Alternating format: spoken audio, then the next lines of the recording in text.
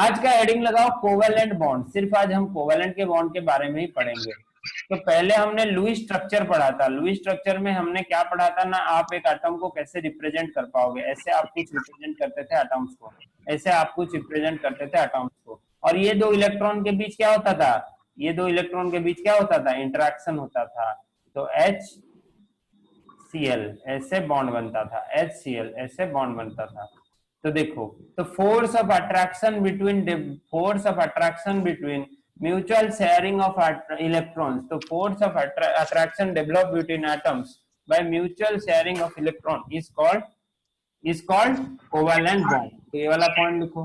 तो अगर दोनों दो एटम्स के बीच कोवेलेंट बॉन्ड होने वाले हैं, दो एटम ए और बी के बीच कोवेलेंट बॉन्ड होने वाले हैं, तो इन लोगों के बीच क्या होना चाहिए ना, इलेक्ट्रोनेगेटिविटी डिफरेंस कम होना चाहिए। इलेक्ट्रोनेगेटिविटी डिफरेंस कम होना चाहिए।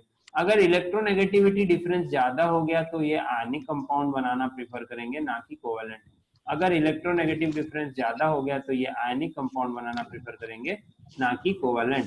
तो इलेक्ट्रोनेगेटिविटी डिफरेंस यहाँ पर एक वैलिड रोल प्ले करता है, इंपॉर्टेंट रोल प्ले करता है।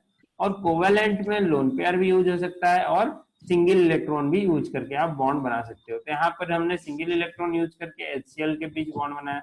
ओके, H और Cl के बीच। तो कौन सा बॉन्ड कितना कोवेलेंट कितना आयनिक, ये डिसाइड करने के लिए हमें एक रूल मिला। हमें एक रूल मिला, कौन सा रूल है वो ना, फाजान रूल है। फाजान्स रूल मिला हमें, कौन सा बॉन्ड कितना आयनिक है और कितना कोवेलेंट है, ये डिसाइड करने के लिए हमें एक फाजान रूल मिला। तो फाजान रूल ने हमें क्या बताया कि कोवेलेंट बॉन्ड आयनिक कैरेक्टर शो कर सकते हैं, बिकॉज कोई भी बॉन्ड परफेक्टली कोवेलेंट नहीं होता। देखो यहाँ पर no bond has 100% covalent and 100% ionic. Okay, no bond is 100% ionic and has covalent character. कोई बॉन्ड 100% परफेक्ट नहीं हो सकता। आयनिक बॉन्ड में कोवेलेंट कैरेक्टर रहेगा, कोवेलेंट बॉन्ड में आयनिक कैरेक्टर रहेगा। तो ये किस रीजन के वजह से आता है, ये किस रीजन के वजह से आता है ना, पोलराइजेशन इफेक्ट के वजह से आता है। तो पोलराइजेशन इफेक्ट क्या लिखना है हमें, पहले लिख दो। When a cation approaches an ion, the positive tends to distort the electron cloud of the negative ion. जो पॉजिटिव वाला आयन है वो नेगेटिव आयन का इलेक्ट्रॉन क्लाउड को डिसर्ट करने की कोशिश करता है, या फिर अपना जगह से हिलाने की कोशिश करता है। और द कैटायन जिस रेट से ये इलेक्ट्रॉन को डिसर्ट करता है उसी को बोलते हैं हम पोलराइजिंग पावर। जिस रेट से ये डिसर्शन करता है जो कैटायन, उसी को हम बोलते हैं पोलराइजिंग पावर। तो पोलराइजेशन, पोलराइजिंग पावर और पोलराइजिबिलिटी, ये तीनों टर्म में डिफरेंस समझो। अगर वो आनायन कितने रेट से अपने इलेक्ट्रॉन को डिसर्ट होने के लिए देता है, वो आनायन कितने रेट से डिसर्ट होने के लिए देता है, उसी को हम बोलते हैं polarisability. Polarisability. But polarising power क्या होता है ना, कैटायन के ऊपर डिपेंड करता है। पोलराइजिंग पावर डिपेंड करता है कैटायन के ऊपर, वो कितने रेट से पोलराइज कर पाता है आनायन को। और ये दोनों प्रोसेस को हम अगर मिला दें, या फिर इस प्रोसेस को जनरली हम क्या बोलते हैं ना, पोलराइजेशन। इस प्रोसेस को हम जनरली क्या बोलते हैं ना, पोलराइजेशन। ओके, डिस्टॉर्शन का मतलब क्या है? डिस्टॉर्शन का मतलब क्या है, ओके सुनो। एटम के अंदर क्या होते हैं, एटम के अंदर क्या होते हैं भाई, कार्बन एटम के अंदर क्या होते हैं, इलेक्ट्रॉन्स होते हैं। अरे इलेक्ट्रॉन्स होते हैं कि नहीं होते हैं, कार्बन के अंदर 4 इलेक्ट्रॉन है। तो ये लोग अपने जगह पर हैं, ये लोग अपने जगह पर हैं। अगर आप आके इनको इनके जगह से हिलाने की कोशिश करते हो, अगर कोई नेगेटिव चार्ज आता है Cl-, तो ये क्या करता है, इसको अपने जगह से हिलाने की कोशिश करता है इस इलेक्ट्रॉन को। तो उसी को बोलते हैं हम डिसर्शन। डिसर्शन का मतलब जनरली होता है कि आप एक जगह पर बैठे हो, आपको उसी जगह से मैंने हिला के कहीं दूसरी जगह फेंक दिया, या फिर आपको मैंने उस जगह से अनस्टेबल करने की कोशिश की, समझ रहे हो। तो उसी को बोलते हैं हम डिसर्शन। अगर इलेक्ट्रॉन को आप अनस्टेबल कर रहे हो तो उसको बोलते हैं इलेक्ट्रॉन डिसर्शन। तो यहाँ पर देखो फाजन रूल के बारे में। Fajans rule put forward 4 rules which summarizes the factors favouring polarization. तो कहाँ पोलराइजेशन होगा कहाँ नहीं होगा, ये कैसे हम डिसाइड करेंगे ना, फाजन रूल से डिसाइड करेंगे। तो आपको फाजन रूल बताएगा कौन सा कंपाउंड ज्यादा कोवेलेंट है, कौन सा कंपाउंड कम कोवेलेंट है, और कौन सा कंपाउंड एकदम से आयनिक है, और कौन सा कंपाउंड एकदम से आयनिक है। ओके, यहाँ पर जूम करते हैं।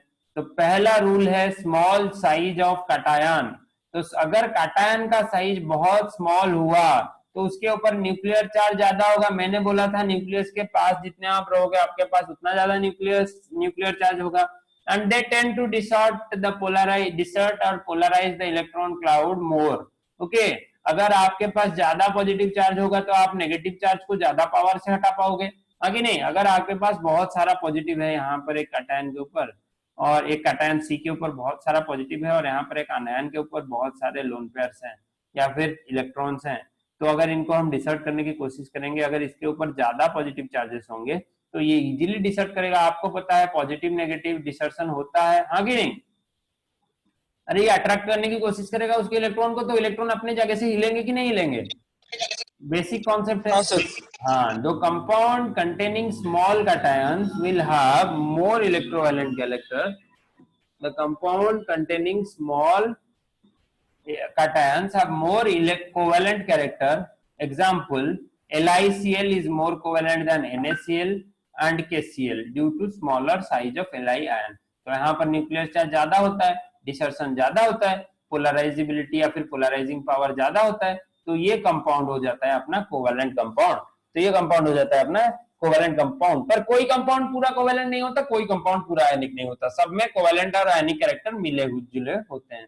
तो लार्ज साइज ऑफ अनायन, अगर अनायन का साइज बड़ा हो गया, अगर अनायन का साइज बड़ा हो गया तो उसका जो इलेक्ट्रॉन का डिस्ट्रीब्यूशन, आयोडीन अनायन अगर मैं एग्जांपल लूं, उसमें जो इलेक्ट्रॉन का डिस्ट्रीब्यूशन है वो आयोडीन के सेंटर या फिर आयोडीन के न्यूक्लियस से बहुत ही दूर है, आयोडीन के न्यूक्लियस से बहुत ही दूर है। तो यहाँ पर देखो इन दोनों ये इसके न्यूक्लियस और इसके साथ जो अट्रैक्शन है वो बहुत कम हो रहा है आउटर इलेक्ट्रॉन के साथ। तो अगर कोई भी पॉजिटिव चार्ज अटैक करता है, अगर लिथियम हो या फिर कोई भी अटैक करे, तो ये क्या कर सकता है, इसको जल्दी से डिसऑर्ट कर सकता है, बिकॉज आयोडीन का उसके इलेक्ट्रॉन के ऊपर इतना ज्यादा कंट्रोल नहीं है जितना कि फ्लोरीन और क्लोरीन का कंट्रोल है। आपको पता है आयोडीन का साइज सबसे बड़ा होता है इन चारों में। तो यहाँ पर पोलराइजेबिलिटी क्या होता है, इंक्रीज करता है, बिकॉज इलेक्ट्रॉन को पहले से ही ये अनस्टेबल करके रखा है, कोई भी आ गया तो डिसऑर्ट करके या फिर उसे अपने जगह से हटा के चला गया। ओके, तो because of the fact covalent character of lithium halide in the order, तो कोवेलेंट कैरेक्टर कहाँ ज्यादा होगा ना, पोलराइजेबिलिटी जहां पर ज्यादा होगा कोवेलेंट कैरेक्टर वहां ज्यादा होगा। तो पोलराइजेबिलिटी कहाँ ज्यादा आ रहा है ना सर, आयोडीन वाले केस में आ रहा है जब लिथियम का साइज सेम हो, जब लिथियम का साइज सेम हो या फिर मेटल का साइज या फिर पॉजिटिव चार्ज का साइज जब सेम हो, तब अपना दूसरा फैक्टर क्या आ जाता है ना, नेगेटिव के ऊपर आ जाता है। अगर नेगेटिव का साइज बड़ा हो गया, जैसे हमने देखा था पॉजिटिव का साइज अगर छोटा हुआ तो अपना पोलराइजेबिलिटी या फिर कोवेलेंट कैरेक्टर इंक्रीज करता था। यहाँ पर नेगेटिव चार्ज का साइज अगर बड़ा हुआ और positive charge sorry negative charge का साइज बड़ा हुआ और पॉजिटिव चार्ज सेम है, देन यहाँ पर कोवेलेंट कैरेक्टर इंक्रीज करेगा। तो आपको ये ट्रेंड लिख लेना है अपने कॉपी में कि लिथियम आयोडाइड सबसे ज्यादा है, उसके बाद है बेरिलियम आयोडाइड, उसके बाद है सॉरी लिथियम क्लोराइड, उसके बाद है लिथियम क्लोराइड। ओके, फिर अभी देखो डिफरेंट कटायंस में हम कंपेयर करेंगे। डिफरेंट कटायंस वो भी सेम पीरियड के डिफरेंट कटायंस के साथ हम कंपेयर करेंगे। तो जिसके ऊपर ज्यादा चार्ज होगा उसी का पोलराइजेशन ज्यादा होगा और कोवेलेंट कैरेक्टर ज्यादा होगा, जिसके ऊपर ज्यादा चार्ज होगा उसके ऊपर पोलराइजेशन ज्यादा होगा और कोवेलेंट कैरेक्टर ज्यादा होगा। देखो सोडियम के ऊपर +1 चार्ज है, यहाँ पर +2 चार्ज है और यहाँ पर +3 चार्ज है। तो आपको क्लियरली इसने ट्रेंड दिखा दिया कि अगर अनायन का साइज सेम रहा और आपका पॉजिटिव का चार्ज बढ़ता बढ़ता गया तो आपका कोवेलेंट कैरेक्टर इंक्रीज करता जाएगा। और यहाँ पर देखो लिथियम का साइज सेम है, सबके ऊपर +1 है, और अपना जो आनायन है उसके ऊपर चार्ज बढ़ रहा है। तो आनायन का चार्ज भी जैसे बढ़ता जाएगा अपना जो कोवेलेंट कैरेक्टर है वो डिक्रीज करेगा। आनायन का चार्ज जितना बढ़ेगा कोवेलेंट कैरेक्टर डिक्रीज करेगा। ये पॉइंट बिल्कुल अपने दिमाग में छाप लो। अगर कैटायन का चार्ज बढ़ता है तो कोवेलेंट कैरेक्टर इंक्रीज करता है, पर आनायन का चार्ज अगर बढ़ा तो कोवेलेंट कैरेक्टर डिक्रीज करेगा। सब कुछ रिवर्स में चल रहा है यहाँ पर, अभी देख रहे हो सब कुछ रिवर्स में चल रहा है। तो अभी देखो चौथा इंपॉर्टेंट पॉइंट है इलेक्ट्रॉनिक कॉन्फ़िगरेशन ऑफ कैटायन। अगर दो कैटायन का साइज सेम है तो उन लोगों का इलेक्ट्रॉनिक कॉन्फ़िगरेशन हम कंसीडर करते हैं, जैसे कि CuCl और NaCl। तो Na+ is a pseudo inert gas configuration, मतलब ये एक स्टेबल कॉन्फ़िगरेशन है, और यहाँ पर देखो Na+, ये भी एक स्टेबल कॉन्फ़िगरेशन है, ये भी एक इनर्ट गैस का कॉन्फ़िगरेशन है। तो आपको देखना पड़ेगा कौन सा इनर्ट गैस ज्यादा स्टेबल है, नियॉन ज्यादा स्टेबल है या फिर आर्गन ज्यादा स्टेबल है। तो आपको पता है कि सर नियॉन मोर स्टेबल होता है आर्गन के वजह से, बिकॉज नियॉन का साइज स्मॉल होता है। ओके, और उसके अंदर न्यूक्लियस चार्ज ज्यादा होता है। तो आपका पोलराइजेबिलिटी फैक्टर किसके तरफ ज्यादा होगा ना सर, आर्गन के वाले की तरफ या फिर कॉपर प्लस की तरफ। आपका पोलराइजेबिलिटी फैक्टर किस पर ज्यादा होगा ना, कॉपर प्लस की तरफ। ओके, तो देखो यहाँ पर तो कौन सा वाला कोवेलेंट होगा, CuCl ज्यादा कोवेलेंट होगा CuCl टू NaCl के मुकाबले, CuCl ज्यादा कोवेलेंट होगा NaCl के मुकाबले। ये पॉइंट लिख लो, फोर्थ वाला पॉइंट। तो conditions of formation of A covalent chemical bond, तो कौन कौन से कंडीशंस हैं? Bond should be formed by sharing the pair of electrons between atoms. अब जहां पर शेयरिंग ऑफ इलेक्ट्रॉन होता है वहां पर कोवेलेंट बॉन्ड का टर्म आता है, जहां पर नेगेटिव और पॉजिटिव इलेक्ट्रॉन्स के बात आता है वहां पर आयनिक बॉन्ड का टर्म आता है। तो there should be the contribution of at least one electron by each atom. एक एटम एक एक इलेक्ट्रॉन देना चाहिए शेयर्ड पेयर में, ऐसा नहीं कि एक एटम 2 इलेक्ट्रॉन देता है और एक एटम 0 इलेक्ट्रॉन देता है। वो ऐसा अगर होगा तो हमें कोवेलेंट कोऑर्डिनेट बॉन्ड के स्टेट में आना पड़ेगा। तो यहाँ पर देखो, sharing of electron should done in a such a way that the combining atoms attain outer shell noble gas configuration. तो अगर आपका इलेक्ट्रॉन शेयरिंग ऐसा होता है कि जो कंबाइनिंग एटम एक इनर्ट गैस का कॉन्फ़िगरेशन पाते हैं, एक इनर्ट गैस का कॉन्फ़िगरेशन पाते हैं, जैसे कि हीलियम का 2 इलेक्ट्रॉन है, वैसे ही नियॉन का 10 है, आर्गन का 18 है, ऐसा कुछ अगर स्टेबल कॉन्फ़िगरेशन ये लोग पाते हैं, या फिर हाफ फील्ड या फुल फील्ड कॉन्फ़िगरेशन भी पाते हैं। मैंने आपको बताया था हाफ फील्ड फुल फील्ड भी स्टेबल होता है। तो ये लोग अगर हाफ फील्ड और फुल फील्ड कॉन्फ़िगरेशन भी पाते हैं, या फिर ऑक्टेट रूल सेटिस्फाई करते हैं 8 इलेक्ट्रॉन वाले, तो ये सब पॉसिबल है कोवेलेंट बॉन्डिंग के केसेस में। ये सब पॉसिबल है कोवेलेंट बॉन्डिंग के केसेस में, और हर जगह कोवेलेंट बॉन्डिंग हो सकता है, हर जगह कोवेलेंट बॉन्डिंग हो सकता है। गिरिजा का आज इंटरनेट कनेक्शन स्लो है शायद, वो बार बार लेफ्ट हो रहा है और बार बार ऐड हो रहा है। देखो यहाँ पर कैरेक्टरिस्टिक्स ऑफ कोवेलेंट कंपाउंड, इससे थोड़ा आप मेरे साथ अभी देखो। पहला पॉइंट आपको ये छोटा बच्चों वाला आपने स्कूल में पढ़ा होगा, they are soft less brittle and less brittle than ionic compound, मतलब वो जनरली सॉफ्ट होते हैं। फिर covalent compounds have lower melting and boiling points and electrovalent compound because of weak attractive forces. यहाँ पर अट्रैक्टिव फोर्स वीक होते हैं, इसीलिए इनका मेल्टिंग और बॉइलिंग पॉइंट कम होता है। यहाँ पर देखो जनरली इलेक्ट्रोवायलेट को insoluble or sparingly soluble, whereas covalent compound are बहुत ज्यादा soluble होते हैं covalent compound due to H bonding, but ionic compound कम soluble होते हैं या फिर sparingly soluble होते हैं। और सॉलिड स्टेट और मोल्टन स्टेट में क्या होता है ना, यहाँ पर फ्री इलेक्ट्रॉन मिलते हैं और फ्री इलेक्ट्रॉन नहीं मिलते हैं, whereas आयनिक कंपाउंड्स में फ्री इलेक्ट्रॉन मिलते हैं अपने सॉलिड या फिर मोल्टन स्टेट में। फिर देखो some polar covalent compounds like HCl। मैंने HCl के बाद में बात किया था कि H और Cl के बीच इलेक्ट्रोनेगेटिविटी डिफरेंस होता है, though it is a covalent compound but ये वाटर में टूटता है। और non polar covalent compound like AlCl3 also ionisation in water, because यहाँ पर एल्यूमिनियम के ऊपर +3 आ जाता है, क्लोरीन के ऊपर -1 आ जाता है, तो ये वाटर में जाएगा तो टूटेगा जरूर, वाटर में जाएगा तो टूटेगा जरूर। तो यहाँ पर छठा पॉइंट हमें क्या बोलता है, this compounds undergo molecular reaction in which molecules, okay, molecules such that these so slow reactions compared to ionic reaction। ionic compound के रिएक्शन बहुत ही फास्ट होते हैं, सुपर फास्ट रिएक्शन होते हैं, फ्रैक्शन ऑफ सेकंड में प्रोडक्ट फॉर्म करते हैं, but covalent reaction थोड़ा स्लो है, इसलिए ऑर्गेनिक केमिस्ट्री के रिएक्शन को हमें दिन दिन तक करना पड़ता है, 2 दिन 3 दिन 4 दिन ऐसे करना पड़ता है।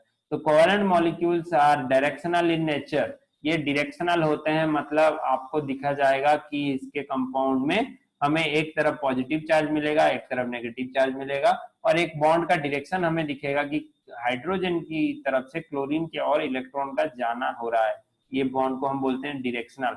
बट आयनिक कंपाउंड में ये डायरेक्शनल नहीं होता, नॉन डायरेक्शनल होता है। कोवेलेंट कंपाउंड डायरेक्शनल होता है, आयनिक कंपाउंड नॉन डायरेक्शनल होता है, और बॉन्ड बिल्कुल स्ट्रांग होता है। पर कोवेलेंट कंपाउंड में आयनिक कंपाउंड के कंपैरिजन से थोड़ा वीक बॉन्ड होता है, थोड़ा वीक बॉन्ड होता है। तो ये देखो आज का एक ही क्वेश्चन है, आइए खत्म करेंगे, फिर आप लोग फिजिक्स क्लास के लिए जाओगे। सॉरी मैंने आपका आज टाइम रिड्यूस कर दिया, मेरे वजह से रिड्यूस हुआ आपका time. Which of the following compound MgCO3 ZnCO3 is thermally more stable? कौन सा कंपाउंड थर्मली ज्यादा स्टेबल होगा। यहाँ पर कौन सा कॉन्सेप्ट लगेगा पहले मुझे बताओ। पहले देखो कौन सा कंपाउंड स्टेबल है या फिर नोबल गैस की तरफ जा रहा है। तो Mg और Zn, ये देखो ये स्यूडो इनर्ट गैस कॉन्फ़िगरेशन है, ये पूरा इनर्ट गैस नहीं हो पा रहा है। आर्गन D10 है ना, तो इसे हम बोलेंगे स्यूडो इनर्ट गैस या फिर स्यूडो इनर्ट गैस। बट ये जो मैग्नीशियम नियन में पहुंचा है, नियन है एक नोबल गैस या फिर इनर्ट गैस। ओके, तो इसके पास 18 इलेक्ट्रॉन है, इसके पास 8 इलेक्ट्रॉन है, इसके पास 8 इलेक्ट्रॉन है वैलेंस शेल में, बट इसके पास वैलेंस शेल में 18 इलेक्ट्रॉन्स रहते हैं। तो देखो thus the polarizing power of Zn plus ion is greater या फिर larger than the cation of same charge and charge, then ZnCO3 will have greater, the lattice energy of ZnCO3 is greater than MgCO3, thus ZnCO3 is thermally more stable। देखो अगर polarising power ज्यादा हो गया तो इसका covalent nature ज्यादा होगा। अगर कोवैलेंट नेचर ज्यादा हो गया तो कोवैलेंट नेचर हमें एक तरफ डिसाइड करता है, एक तरफ डिसाइड करता है स्टेबिलिटी को। जितना ज्यादा आपका कोवैलेंट नेचर होगा उतना ही आपको स्टेबिलिटी मिलेगी कंपाउंड्स में। और स्टेबिलिटी अगर आपका ज्यादा आ गया तो आप कैसे डिसाइड करोगे कि आयनिक कंपाउंड ज्यादा स्टेबल है या फिर कोवैलेंट कंपाउंड ज्यादा स्टेबल है। तो बेसिकली आप उनका पोलराइजिंग पावर देखोगे, जिसका पोलराइजिंग पावर ज्यादा होगा वो ज्यादा कोवैलेंट होगा और वो ज्यादा स्टेबल होगा। कैसे स्टेबल होगा ना, थर्मली। थर्मली स्टेबल का मतलब क्या है, अगर आप किसी चीज को हीट दे रहे हो या फिर गर्म कर रहे हो तो वो अगर वहां पर स्टेबली आपके पास ज्यादा समय तक नहीं टूट के रहा तो उसको हम बोलेंगे थर्मल स्टेबिलिटी। तो ये वाला क्वेश्चन आप थोड़ा, इनऑर्गेनिक का क्वेश्चन है भाई, थोड़ा दिमाग लगाओ, आप खुद भी ऐसे क्वेश्चन आंसर कर पाओगे। आपको सिर्फ चेक करना है कि किसका लैटिस एनर्जी और किसका ये वाला एनर्जी सही रहता है या फिर वैल्यू आपके कंपैरेबल रहते हैं। तो और कुछ